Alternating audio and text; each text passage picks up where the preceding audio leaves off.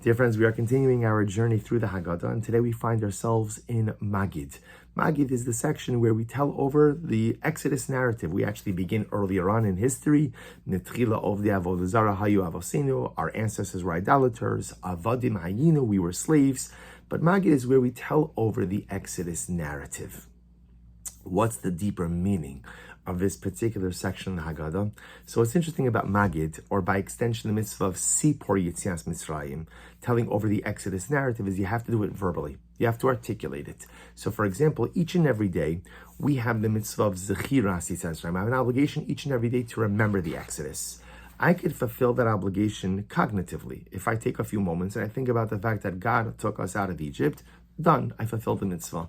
On the night of the Seder, if you sit at the table, eyes closed, which is not a good idea at the Seder because you'll be in bed before you know it, right? But again, I sit with my eyes closed, contemplating and thinking about the Exodus, I do not fulfill the obligation.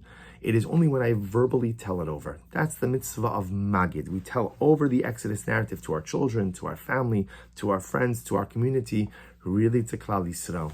But I think on a deeper level, what Maggid also represents is there are certain things that you think, but just because, and sometimes we think that since I'm thinking it, I don't have to say it. But the truth is what Maggid says is sometimes in life, thinking it is not enough. A person has to actually articulate it. And I think that this is such a profound idea to bring to our relationships. So often in life, we assume that people who we care about know how we feel about them. My wife knows that I love her. There's no need to say it. My kids know that I'm proud of them.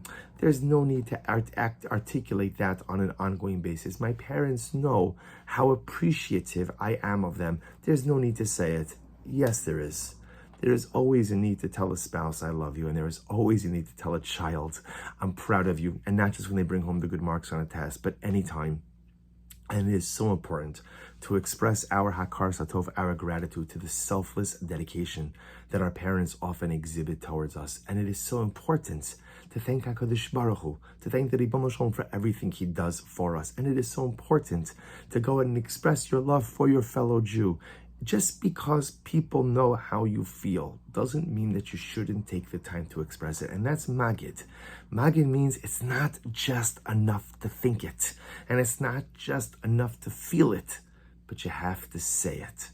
During the Maggid section of the Seder, imagine what would happen if each of us took just a few moments and expressed how we feel to the people around the table. Now you have to be careful. Hopefully the people around the table you have positive feelings towards.